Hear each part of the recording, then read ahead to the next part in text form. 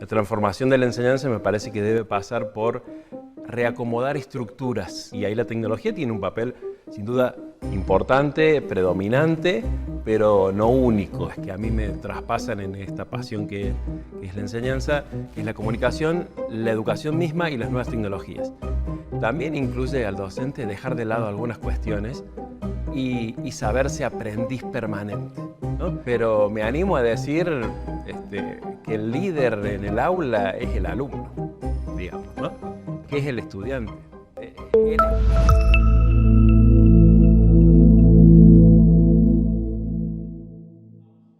Bienvenidos, bienvenidas a este ciclo de entrevistas Conectando Culturas. A todos los que están por detrás de las pantallas, gracias por vernos, gracias por estar acá. Hoy tenemos un invitado muy especial, al que le quiero agradecer profundamente por hacerse presente aquí, el señor Pedro Figueroa, maestrando en procesos educativos mediados por la tecnología, especialista docente de nivel superior en educación y TIC, experto en inteligencia artificial y educación, licenciado en comunicación social, autor y coautor de libros, administrador de la Comunidad Iberoamericana, los docentes y las TIC, miembro de la Sociedad Argentina de Inteligencia Artificial y galardonado como docente inspirador con el Global Teacher Award 2021 en la India. Gran currículum, Pedro. Marcos, gracias por la invitación. ¿Qué tal? Un gusto, muchísimas gracias. Y a eso le agregaría padre, esposo y de Río Tercero, que es la base de la cosa. Muchísimas gracias. Gracias a vos por estar acá. Pedro, bueno, tengo algunas preguntas que he preparado para hacerte, pero bueno, vamos a ir charlando. ¿Cómo no? Lo que vaya saliendo también. Lo primero es esto, como experto en medios digitales y en educación, ¿cómo ves el papel de la tecnología en la transformación de la enseñanza? Bien, quizás ahí habría que decir qué está ocurriendo y qué debería ocurrir, ¿no? Hablar de la transformación de la enseñanza en los libros, en la bibliografía, en los expertos, en los documentos ministeriales, está muy vigente, está muy presente desde hace varias décadas, te diría, inclusive desde que lo digital o internet empezó a aparecer, desde allí fue un gran disparador. Sin embargo, creo que hablar de transformación es como muy grande para lo que realmente ocurre en la práctica si pensamos en la educación como un sistema que tiene siglos y una forma de enseñar, una metodología que se mantuvo a lo largo de esos siglos, ¿no? Lo pongamos en una imagen. El aula, los bancos distribuidos, el profesor al frente, como cierta autoridad, parado, los alumnos sentados, individuales, uno al lado del otro, recibiendo unilateralmente el saber. Bueno, esa casi idealización, digamos, o generalización, pero eso se mantiene muy fuertemente y sigue siendo la imagen que se tiene de la enseñanza. La transformación de la enseñanza me parece que debe pasar por reacomodar estructuras, ¿no? No sobrecargar todo sobre el docente, a veces sobrecargamos con fulanito o menganita, que es que tiene que cambiar, sí, pero también todo un sistema y una estructura y una forma que avale esa transformación de la enseñanza, ¿no? Y ahí la tecnología tiene un papel sin duda importante, predominante, pero no único. Y también incluye la convicción del docente y del educador de asumir estos desafíos y de transformar nuestra manera también. Pero ahí voy a hacer un paréntesis en algo que dijiste que me parece muy importante. Tenés una charla TED que habla sobre no dar clases o dejar de dar clases. Y bueno, ahí mencionaste el tema de que la transformación, digamos, tiene como un eje transversal, sí, que no solamente se da en una dimensión, sino en varias dimensiones. Este proceso que hiciste de la charla TED, ¿cómo se conecta con esta visión que tenés vos de la transformación de la educación? Bueno, ha sido fundamental. Es una charla TEDx de la Universidad Nacional de Córdoba del año pasado y el proceso ha sido de mucha introspección, ¿no? De revisar y de involucrar tres áreas que son las que a mí me traspasan en esta pasión que es la enseñanza, que es la comunicación, la educación misma y las nuevas tecnologías. Entonces, ¿cómo condensar eso? Al principio esa charla era como muy teórica y muy voy a hablar desde los conceptos y terminó siendo muy vivencial y como decís, la cuestión de la educación debe ser integral, pero también nos debe involucrar a nosotros los docentes con esos sujetos que tenemos enfrente que son nuestros estudiantes. Por eso la idea de dejemos de dar clases es yo acá, vos allá, yo te doy simplemente, sino que nos encontramos, crucemos, uso la metáfora de un puente, crucemos ese puente, nos encontremos, nos acompañemos y revisemos. Y eso, además de lo muy bonito y de lo apasionante de caminar juntos, si se quiere, con el aprendizaje, también incluye al docente dejar de lado algunas cuestiones y saberse aprendiz permanente, ¿no? De que yo en ese encuentro no voy a tener todo absolutamente controlado, sino que voy a aprender algo inevitablemente si me dejo transformar con lo que el otro me está dando. Hablo de nivel inicial, primario, secundario, superior, ¿no? Yo tengo un conocimiento como docente, disciplinar y para transmitir, yo sé lo que quiero que el otro aprenda, pero el otro también tiene esa espontaneidad de aprender a su manera y de transformar ese aprendizaje y de sorprenderme a mí.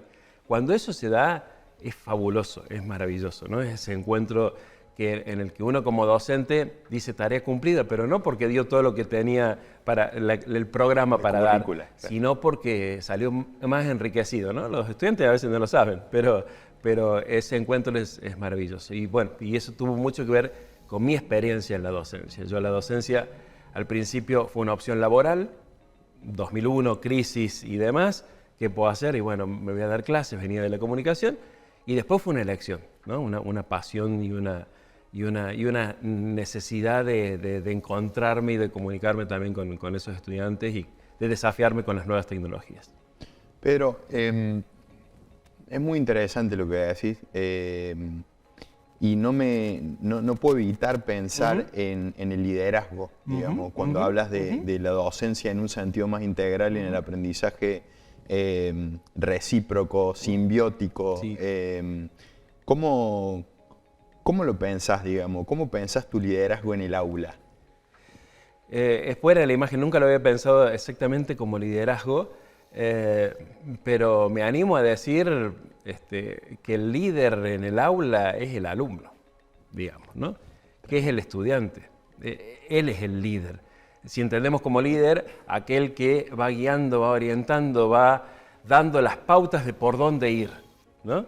Si entendemos desde ese lado y desde el encuentro y demás, ¿no? El autoritario, digamos, para mí el líder es inevitablemente el estudiante del grupo y no hay dos liderazgos iguales, entonces ahí está la complejidad también. Digo, puedo dar una materia, puedo dar sociología en el secundario, pero voy a tener personas diferentes inevitablemente allí, por más que el programa siga siendo el mismo, ¿no? Y esa es una cuestión muy interesante, volviendo a la primera pregunta, para transformar la enseñanza. El atarse a lo prescripto, ¿no? Que ahí el sistema es muy fuerte con lo que dictamina, y el tener en cuenta realmente a quienes están allí. Entonces, si yo quiero enseñarles sociología y tengo que enseñarles las 3 teorías principales, y capaz que a este grupo no, porque este grupo tiene una capacidad de reflexión y necesita otra cuestión, y quiere que discutamos el contexto de elecciones actuales en Argentina desde la sociología, ¿no? Entonces, bueno, ahí es donde este ida y vuelta va por ahí. Pero me parece que cuando uno ve en ese estudiante un montón de posibilidades de este encuentro, me parece que ahí cambia la perspectiva, ¿no? Está claro, hay que involucrarse, hay que encontrarse, hay que poner el cuerpo, ¿no? Todas esas cuestiones, pero me parece que son partes esenciales de la docencia. Excelente. Pero vos has sido galardonado como docente inspirador en el Global Teacher Award 2021 en India, como habíamos mencionado antes. Quiero hacerte 2 preguntas. Primero, Bien. ¿conoces India? No. Ese premio es presencial. Ajá. Surge en la pandemia, en 2021, porque fue todo un proceso de selección, y justo esa edición fue virtual. Si no, no sé si hubiera podido viajar, pero ahí lo hubiera conocido. No conozco India, no conozco India. Bien. La otra pregunta es, ¿qué estrategias digitales crees que son más efectivas para inspirar a los estudiantes en la actualidad? Cuando involucramos lo digital con nuestros estudiantes, hay por ahí una percepción, me parece desde los docentes, que es esta idea como de nativos digitales, ¿no? Es decir, que por nacer en esta época ya saben absolutamente todo de la tecnología y son expertos. En realidad sí son expertos, pero lo que a ellos les interesa y como muy restringido, hablando de lo digital. Entonces me parece que para involucrarlos a ellos y para darles herramientas desde lo digital, la necesidad es de abrirles el panorama, de mostrarles el juego y también de mostrarles que en la mano, con un teléfono celular, ahí tienen una enorme cantidad de oportunidades, desde hacer un podcast, una transmisión en vivo, desde plantear discusiones, desde aportar contenidos a distintos ámbitos, bueno, o desde fortalecer las habilidades que ellos tengan, ¿no? De ser protagonistas. Hoy la tecnología nos da esa oportunidad de ser protagonistas si queremos, con muy poco tecnológicamente. Hace 10 años atrás no era posible, ¿no? Podemos decir que el dispositivo digital es un dispositivo de construcción de sentido para el estudiante y para el docente. Inevitablemente. De hecho, construye sentido en nosotros, ¿no? O nos cambian los significados y los sentidos. Hace 5 años atrás, una videollamada hubiera sido una situación muy excepcional y todo lo que conlleva esa cuestión. Vamos a los trámites cotidianos. Yo no tengo recuerdo de cuándo fue la última vez que uno hace una fila para algún trámite porque está todo digitalizado, ¿no? Y eso, además de tecnológico, inevitablemente cambia los vínculos, cambia los tiempos, cambia los momentos, cambia las sociedades. Las sociedades se van transformando casi silenciosamente con esta transformación de la tecnología. A veces no nos damos cuenta o a veces hay como signos de alerta, así como muy evidente cuando se tocan estructuras muy grandes, como la escuela, por ejemplo, o como la familia, ¿no? La clásica frase de ya en la familia ya nadie habla porque cada uno está con su teléfono. Bueno, eso que sin duda sería para un programa entero, habla de que los sentidos y los significados nos van cambiando. Y a los estudiantes también. Y ahí hay una complejidad para nosotros. No porque usen la tecnología, sino porque tenemos que llegar a entender, y vuelvo, de cualquier nivel educativo, a entender cuál es el sentido y los significados que ellos manejan en su día a día, que no son los mismos jóvenes que nosotros tenemos en la cabeza, o los jóvenes que educaron nuestros padres, o los jóvenes de nuestros abuelos, por más que sigan siendo jóvenes. Entonces ahí hay una complejidad muy importante, ¿sí? Que no se la podemos achacar a la tecnología, porque con la tecnología estamos todos iguales, todos la usamos, absolutamente todos. Y cuando entra a la escuela, la tecnología empieza a cuestionar desde estos sentidos esas estructuras que a veces no se quieren mover, ¿no? Entonces me parece que es mirar la tecnología, pero como una consecuencia, digamos, de todo lo otro que va ocurriendo y que sin duda que nos interpela por todos lados, ¿no? Inevitablemente. Pero como administrador de la comunidad, los docentes y las TIC, ¿cuál consideras que es el desafío más apremiante que enfrentan los docentes en la integración de tecnología en el aula? Déjame 30 segundos de esa comunidad. Esa comunidad nace como una página en Facebook, sí. A partir de una capacitación que di en la escuela en la que estaba en ese momento, ya hace 13 años, y que fue un espacio para ir volcando el material que íbamos en esa capacitación. Después empezó a crecer y a crecer y a crecer, ahí fue como el auge de las TIC en la educación, y hoy tiene más de 70.000 miembros de toda Latinoamérica, y en realidad es una cuestión que... Te hago otro sí. paréntesis, para quien no sabe Sí. de la audiencia, ¿qué son las TIC? Bien, está bueno porque por ahí se habla mucho de la sigla y no se le da sentido. Las TIC son tecnologías de la información y la comunicación. De hecho, algunos le agregan la N, nuevas tecnologías de la información y la comunicación. Incluimos tablet, teléfonos, todo lo tecnológico actual y a partir de Internet inclusive, ¿no? Pero quizás ahí también es interesante pensar estas TIC, porque insertarlas como TIC, como medios que nos permiten informarnos y comunicarnos, como un televisor, como una computadora y demás, no nos ayuda a plantearlas en la escuela y en la enseñanza. Entonces hay otras teorías que proponen pasar de esas TIC a las TAC, tecnologías del aprendizaje y el conocimiento. Básicamente la tecnología es la misma, el aparato es el mismo.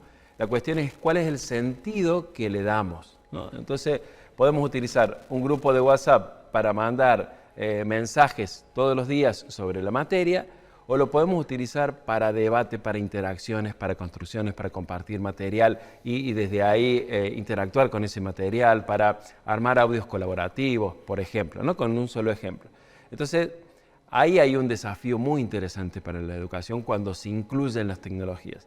No pensarlas tal cual como las utilizamos en lo cotidiano, si bien vienen de lo cotidiano, sino para qué, cómo y en qué momento se van a utilizar dentro de las escuelas e instituciones educativas para aprender.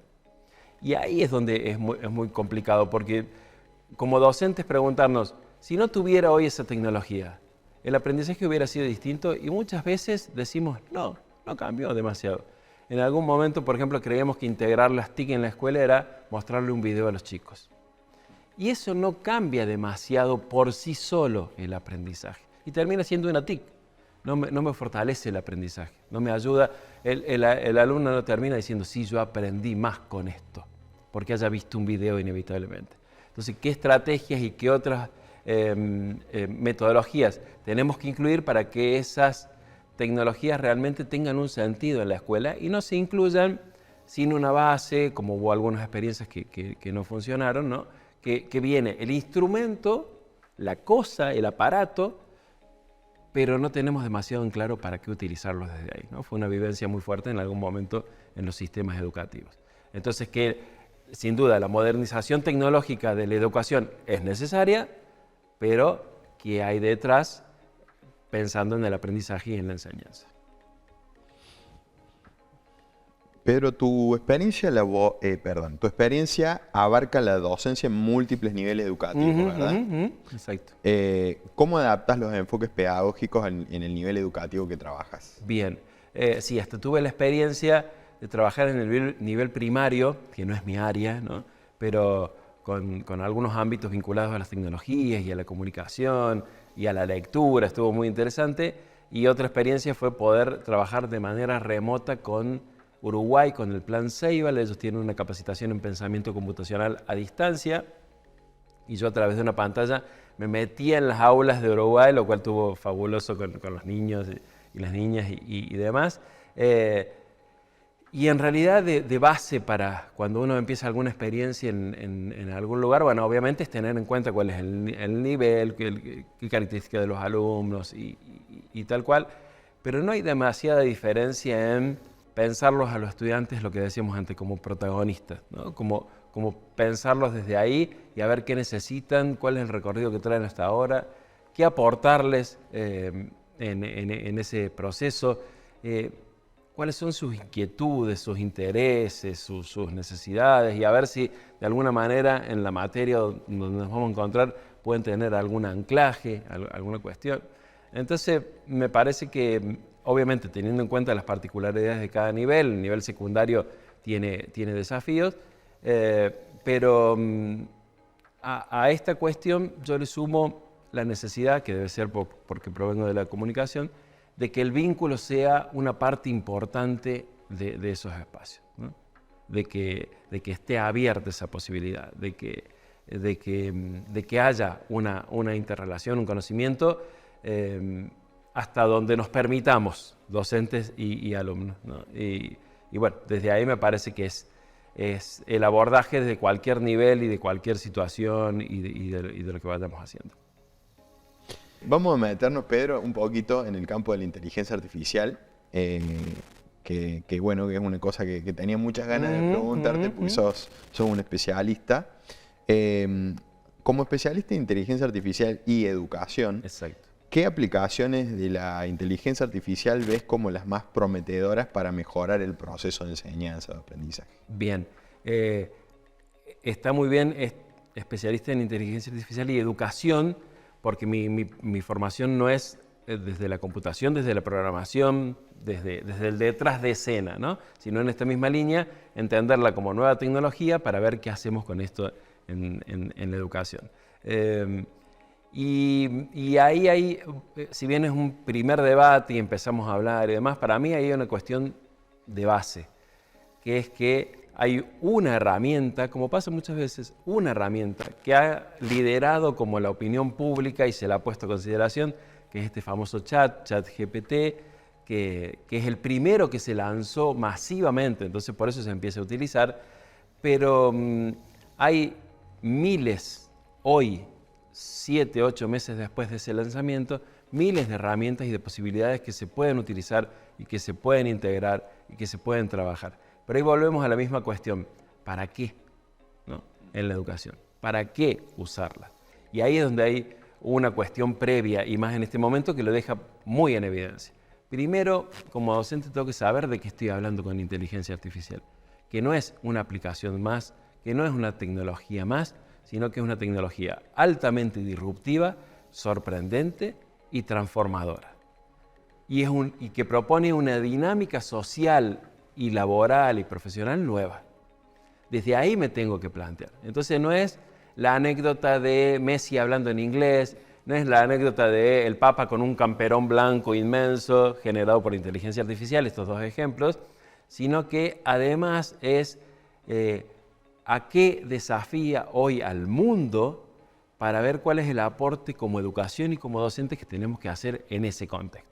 Entonces, si entramos a la inteligencia artificial desde lo anecdótico, desde enseñarme a usar esta herramienta solamente, nos vamos a quedar sin poder comprender el todo de la cuestión. Y ahí sí me centro en el nivel superior, en el nivel universitario, que la responsabilidad mayor es comprender cómo van a transformarse o cómo se están transformando las profesiones del que egresa mañana, no del que egresa de acá a 5 años. Cómo algo que no tuvo en su profesión, bueno, lo va a interpelar fuertemente y va a necesitar de su transformación para poder aplicar lo que ya obtuvo como formación, como capacitación, como carrera.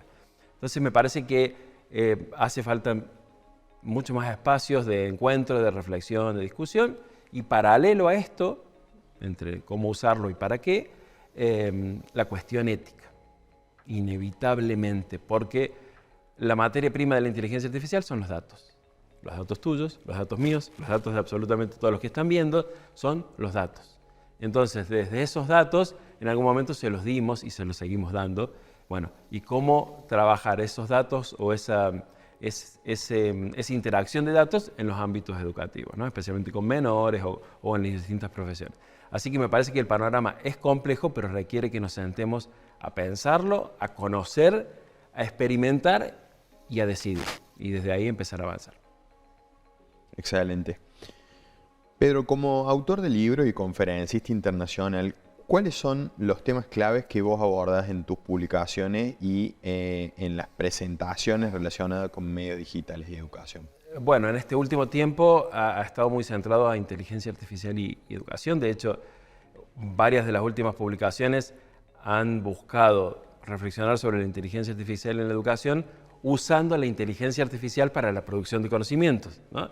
Que no fue pedirle a ChatGPT que me escriba algo, sino que la combinación de distintas herramientas gramaticales, de ideas, hasta de traducción misma, de redacción, bueno, un conjunto de herramientas que puestas en consideración logran transformar la producción de conocimiento académico, lo cual es muy interesante, ¿no? De búsqueda bibliográfica, de búsqueda semántica, bueno, es muy valioso comenzar ese proceso y conocerlo. Entonces, en este último tiempo, muy orientado a esa cuestión, demandado particularmente por universidades. Las universidades, en lo que decías recién, me parece que han tomado conciencia de eso y están buscando una formación interna, pero pensando en el afuera, en las profesiones que tienen ahí, y veo una corriente en Latinoamérica bastante común en ese mismo sentido.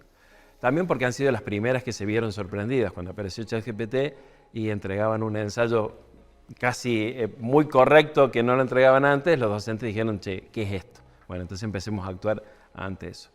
Y más general, el ámbito por ahí de aporte o de formación tiene que ver con la aplicación de las nuevas tecnologías y con cómo fortalecer las competencias digitales docentes.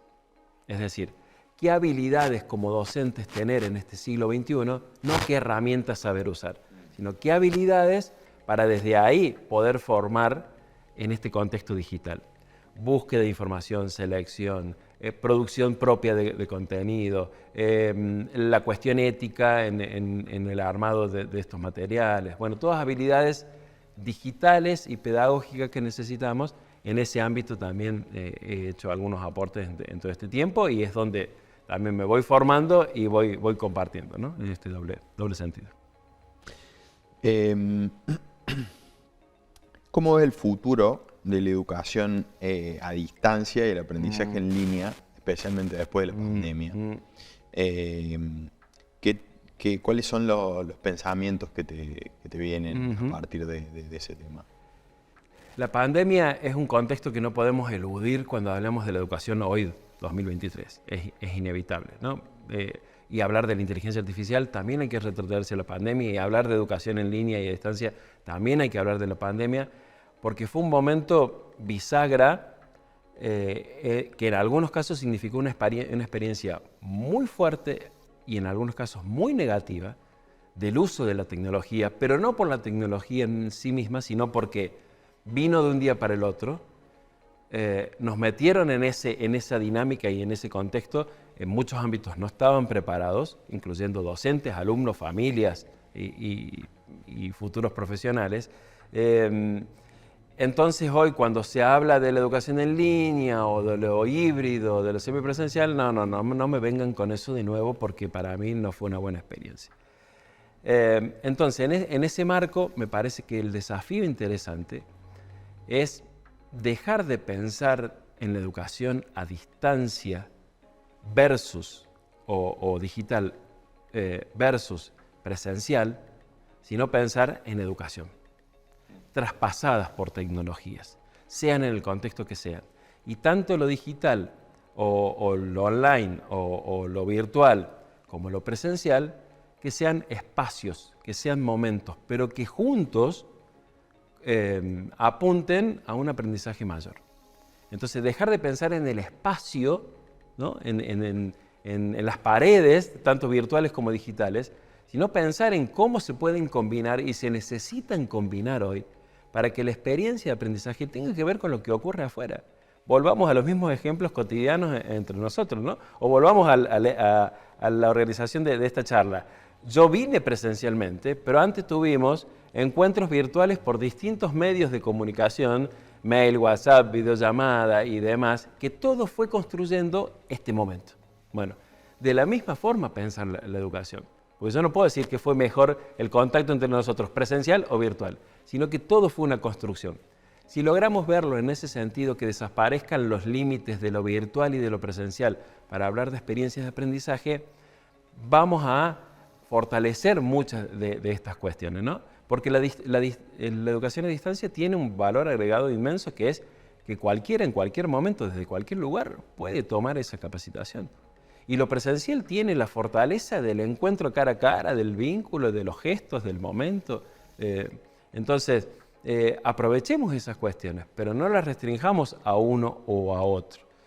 Y muchas universidades están tomando la posta de que lo a distancia, que también necesita su transformación, es una opción muy válida y muy necesaria, porque me amplía el universo, me amplía las posibilidades de poder interactuar. Entonces me parece que desde ahí podemos pensar estas percepciones pandemia mediante y sacar conclusiones, ¿no? Hoy hay cierta tendencia a, bueno, aquello ya pasó, yo vuelvo a mi zona de confort y a lo que hacía antes de la pandemia. Y el mundo cambió, ¿no? Hay un pedagogo, Tonucci, pedagogo fabuloso italiano, que dice, si el mundo cambió, ¿por qué la escuela va a seguir igual? Digamos, inevitablemente. Bueno, desde ahí hay que pensarlo. Vos sabés que se me viene a la cabeza una palabra que es medio de la ciencia ficción, pero que me parece un término que interpela mucho esto que estás diciendo de incluir los dispositivos y la mediación de las pantallas, como esta entrevista, digamos, Exacto. se generó desde un vínculo digital, pero después pasó presencial. Se me viene la palabra cyborg a la cabeza, ¿no? Que es como esto de que la persona ya tiene incluida en su dinámica diaria, en su quehacer, en sus vínculos, la intermediación de la tecnología, inevitablemente. Sí, tal cual. Bueno, en eso voy a sumar a algunos docentes que pueden no pueden estar a favor de lo que voy a decir, pero todavía hay experiencias de escuelas, de instituciones o de docentes que prohíben el uso de un teléfono celular en las escuelas, ¿no? Y es todo un indicio y es todo un signo, porque si yo como docente hasta cuando voy al baño, digamos, y estoy diciendo algo que podemos hacer mucho, yo tengo este aparato que forma parte de mi vida y yo le encuentro en la productividad y tengo ahí mi cuenta bancaria, mis cuestiones de obras sociales y todo ocurre ahí. Y de mis estudiantes también, es decir, la vida va transcurriendo por ahí. ¿Por qué la escuela no asume la responsabilidad de formar y de apuntalar esas competencias que hacen falta para que ese aparato tenga un uso lo más interesante posible de acuerdo a lo que va ocurriendo, ¿no? Entonces, no, lo de afuera no entra a la escuela, pero ya entró. Es más, hay que abrir la escuela, muchos documentos lo dicen, hay que permear la escuela a estas cuestiones. Y eso sin duda que nos quita sentido del control, porque le da mucha espontaneidad. Pero también es cierto que en aquellas experiencias en las que el uso, por ejemplo, del teléfono celular, se piensa desde la dinámica propia de las escuelas, hasta inclusive en los recreos, pongo códigos QR con algún mensaje, o desde ahí cómo compartir en las redes, bueno, alguna cuestión que involucre. Es distinta la dinámica, ¿no? Y es lo que vos decís. Hoy la tecnología forma parte de nuestras vidas, inevitablemente de nuestras vidas, y eso no significa idolatrar la tecnología, pero sí significa tener en cuenta un instrumento que es sumamente potente y que lo vamos a necesitar, lo vamos a seguir necesitando, y nuestros estudiantes lo van a necesitar en lo que hagan, sean skaters o sean ingenieros, ¿no? Para ir a una cuestión no formal y a una formal. Pero lo van a tener, sin duda, sin duda. Entonces ahí viene de nuevo el desafío para las escuelas, ¿no? Cómo romper estructuras que a veces sin demasiado sentido impiden que estas cuestiones ocurran. Pero, ¿cuáles son las habilidades esenciales? Recién hablabas de las habilidades de los docentes, ¿no? Que deberían adquirir los jóvenes, según tu expertise, para desenvolverse en este mundo atravesado por la tecnología, por la inteligencia artificial. Bien. Se me ocurren dos iniciales. Una es la posibilidad de capacidad crítica con el uso de esa tecnología, pensando en esta capacidad crítica como, bueno, ¿qué hay detrás de esta aplicación que estoy instalando? ¿Qué significa aceptar los términos y condiciones? ¿Para qué me permite? Si yo publico esto, ¿qué consecuencias tiene? ¿Qué estoy haciendo con esto? ¿Cuál es mi rol dentro de ese espacio, de esto de cuestión tecnológica, dentro de esto que va ocurriendo? Pero por otro lado, para mí una de las habilidades necesarias tiene que ver, vos lo nombrabas hace un rato, con el liderazgo, con el protagonismo y con saber que hay una gran cantidad de oportunidades para realizar cuestiones que yo tenga, ¿no? Y no pienso solamente en la educación formal o en las carreras, sino hay alumnos que tienen la habilidad fabulosa de dibujar. Bueno, y yo puedo abrir un canal en YouTube y empezar a armar tutoriales de 3 minutos de cómo dibujar una cara, de cómo dibujar un auto, de cómo dibujar... Bueno, eso que yo puedo hacer, que tiene trascendencia digital, a su vez me va ayudando a mí a construirme y va armando el proceso. No significa que mañana voy a tener 10 millones de seguidores, sino que significa que me ayuda a construir a mi estudiante joven en lo que yo quiero hacer. Y en el ámbito universitario, también a nivel profesional. Bueno, ¿qué tiene que ver hoy lo digital con mi profesión? ¿Dónde incluyo? ¿Qué puedo hacer de más? ¿Cómo puedo mejorar esto? ¿Cómo puedo incluir aquello? Y todo eso habla de haber adquirido habilidades y competencias previas, ¿no? No de saber usar tal aplicación o de saber usar tal software. El otro día hablaba con unos docentes de universidad que se sorprendían, pero como profe universitario lo he visto, hay una aplicación muy común de uso entre los estudiantes secundarios que uno escanea un ejercicio matemático escrito a mano, no hecho en la computadora, lo escanea y automáticamente la aplicación me da 2 o 3 opciones de resolución de ese ejercicio. Eso existe desde antes de la inteligencia artificial masiva, existe desde hace un par de años y yo lo he visto y demás. Y entonces mi sugerencia con algunos profes de matemáticas, que me miraban algunos medios raros, no es mi área, pero les decía, involucren esa aplicación para que tengan un uso consciente, pero a la vez crítico. ¿Por qué me da ese resultado? ¿Por qué me da esta forma? ¿Hay distintas formas de resolverlo? Sí. Bueno, ¿por qué me da estas formas y no otras? ¿Cómo podemos...? Porque lo están usando. Y no significa que nos ganaron la batalla y perdimos autoridad pedagógica los docentes.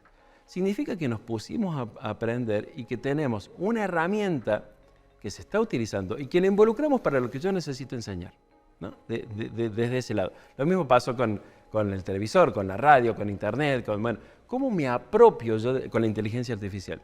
¿Cómo me apropio yo de esa herramienta para, junto con los estudiantes, fortalecer este famoso aprendizaje, ¿no? Bueno, por ahí puede haber algunas pistas para pensar las habilidades que tenemos que formar de nuestros estudiantes, sumadas a habilidades blandas inevitables. Liderazgo, trabajo en equipo, oratoria, expresión, que las van a necesitar también en el ámbito digital. Hoy muchos estudiantes del secundario salen sin saber escribir un correo electrónico. Entonces uno recibe correos electrónicos en los que en el asunto está todo el texto, entonces son 4 o 5 líneas de asunto porque no bien, ¿no? Bueno, esa es una habilidad, la habilidad comunicativa en un entorno digital. No es solo saber escribir un mail, es cómo tengo que comunicarme en un entorno digital con un profe, con un par o con el gerente de una empresa que me está por contratar. Y eso lo tengo que saber, lo tengo que adquirir. Y como docentes, de alguna forma se los tenemos que brindar. Pedro, sos padre, habías comentado al principio de la entrevista. Exacto. Como padre, ¿cuáles son los principales desafíos que vos interpretás que tenemos en esta nueva coyuntura atravesada por tecnología e inteligencia artificial? En tu rol de educador es una cosa, en tu rol de papá, ¿cómo lo ves? ¿Cómo... Sí. Bueno, como padre tengo una hija de 18 años y otra de 16. Y la verdad que un principal desafío que viene después a acompañar todo el resto es que nos entiendan ellos, ¿no? No nosotros entenderlas a ellas en nuestro caso, sino que nos entiendan y desde ahí empezar a construir. Pero a nivel de tecnología, para mí es sumamente valioso contar con sus miradas y demás, porque uno aprende cotidianamente desde tal tema, desde tal música, desde tal experiencia, desde tal cuestión, y desde por qué ocurrió esto y por qué pasó aquello. Y cuestiones que para nosotros, los adultos, pueden ser como muy complejas o formales o con mucha estructura. Ellos tienen, los jóvenes y los adolescentes, como otro sentido y otra dinámica. No estoy diciendo ni mejor ni peor, sino que es diferente y a mí me ayuda a entenderlo. Un ejemplo. ¿Por qué me preguntan, ¿por qué pusiste puntos después del mensaje? ¿No? Y una cosa que uno dice, porque al final de la oración va un punto. Bueno, no, pero eso en realidad genera como una cierta distancia y como que es un mensaje que no está de acuerdo a lo que vamos conversando. Bueno, no estoy ida y vuelta y sentido. Que no estoy diciendo que ellos se adapten a lo nuestro ni nosotros nos adaptemos a lo de ellos, sino que en este encuentro es necesario conocerlo, ¿no? Y me parece que la experiencia como padre me da fundamentalmente eso. Mi señora también es docente y ella tiene la experiencia directa actualmente con adolescentes de distintos cursos del secundario. Y también cuando compartimos, interactuamos y con mis hijas también, bueno, ahí nos ayuda a entender muchas de las cuestiones. Pero también en este punto yo le agregaría que no es culpa de lo digital, para mí es todo el contexto social, pero que los adolescentes y los jóvenes de hoy tienen muchos silencios. Silencios que se traducen en algunos casos en soledades y que en algunos casos tienen que ver con ausencias, no con ausencias físicas, sino con ausencias de eso que están necesitando y que a veces no lo sabemos interpretar, ¿no? Entonces, ¿le podemos echar la culpa al teléfono celular? Sí. ¿Le podemos echar la culpa a la notebook? Sí, lo podemos hacer, pero nos estamos quedando a mitad de camino. Me parece que el contexto, y ahí volvemos a las habilidades y a las cuestiones digitales, ¿no? ¿Y a qué hacemos los adultos con esa tecnología? no es que nos imitan, pero sí ven que el contexto se puede hacer y que podemos pasarnos 2 horas viendo historias en Instagram y que no pasa nada. Entonces en ellos también puede pasar exactamente lo mismo. Y en ese ida y vuelta, bueno, me parece que hoy, para sintetizarlo comunicacionalmente, el gran desafío entre las generaciones es volver a vincularnos, ¿no? Inevitable. Volver a cortar esa brecha, pero no porque, reitero, porque usemos TikTok los adultos, ni porque ellos escriban con punto un mensaje, sino porque empecemos a buscar esos espacios desde la tecnología o no, que nos permitan acercarnos. Y tiene que ver con todo lo anterior también, ¿no? Y permitime agregar una cuestión de las escuelas, que para mí un enorme desafío vacante que no se encamina, pero para mí es sumamente necesario. En la letra sí se lo anuncia, pero que no es escuchar realmente a los chicos. Escucharlos realmente. Cuando uno los escucha realmente, a veces no nos gusta, pero nos dicen, la escuela me aburre, esto no me gusta. Esa actividad que hicimos, que estuvo fabulosa y que pusimos cara de sonrientes, no significó absolutamente nada. Esto no me sirve. ¿Esto para qué? A vos, profe, te tengo miedo, ¿no? Esas cuestiones que a veces no salen y que a veces ponemos como la modernización, digamos, pero que tienen que ver con el vínculo. Sin duda que tienen que ver con un contexto digital y social y la transformación de las sociedades, pero nos tenemos que hacer cargo de eso. Y cuando se pone la voz de los estudiantes, tenemos semáforos o signos muy, muy interesantes para desde ahí empezar a construir, ¿no? Cuando la experiencia funciona, vamos a lo positivo, es otra escuela, es otra dinámica, es otro ámbito, es otro vínculo con los profesores. Bueno, y todo eso, el ser padre me da una perspectiva más que interesante. Excelente.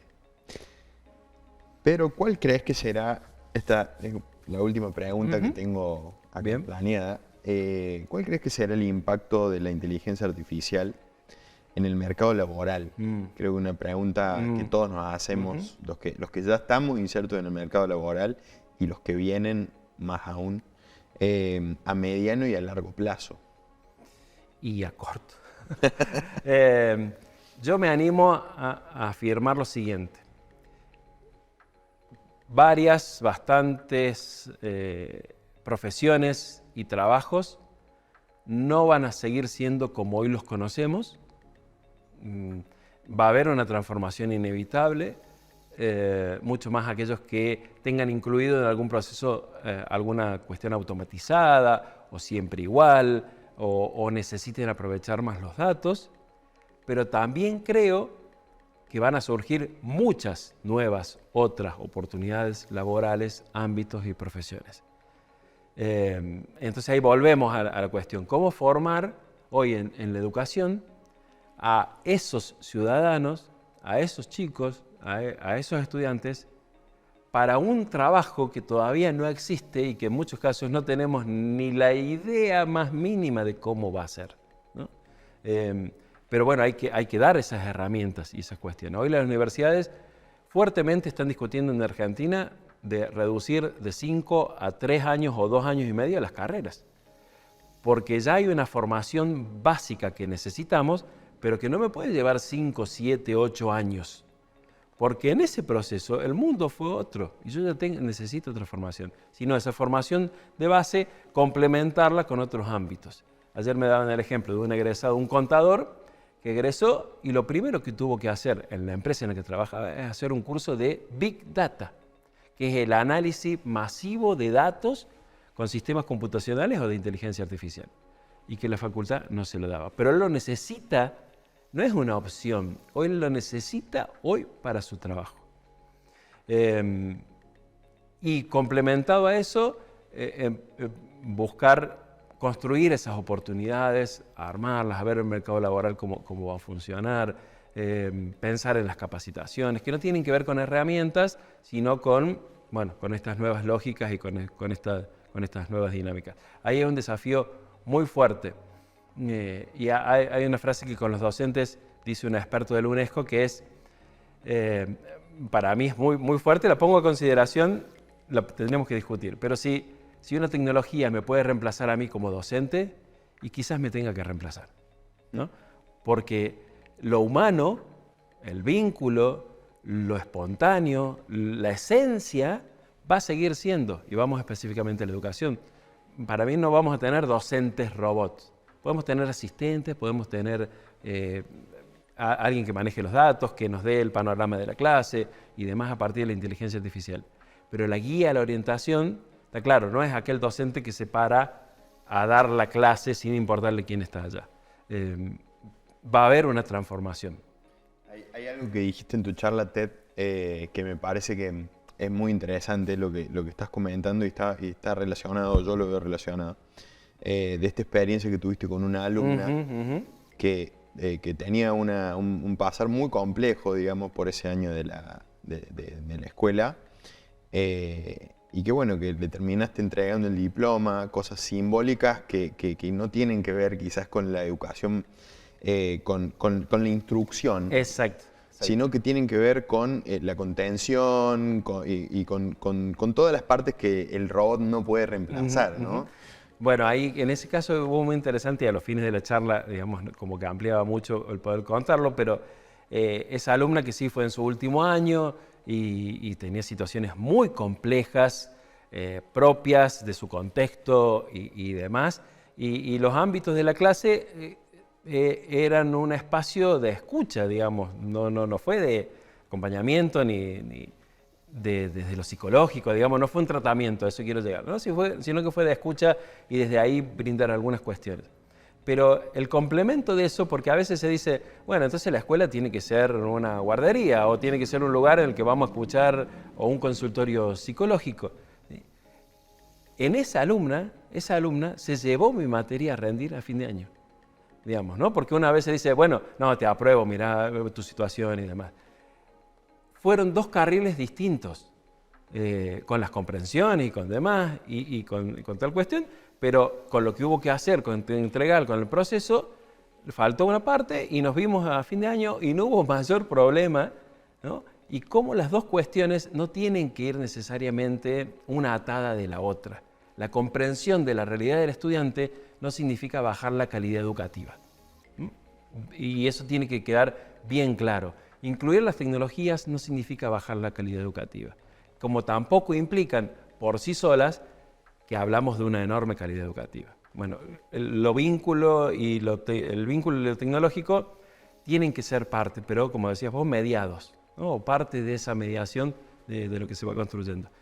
Pero la experiencia con los estudiantes es lo que más hoy me llevo, y hoy me encuentro con profesionales que me atienden o con encargados de un negocio que me atienden y ese abrazo con los exalumnos es fabuloso y es maravilloso porque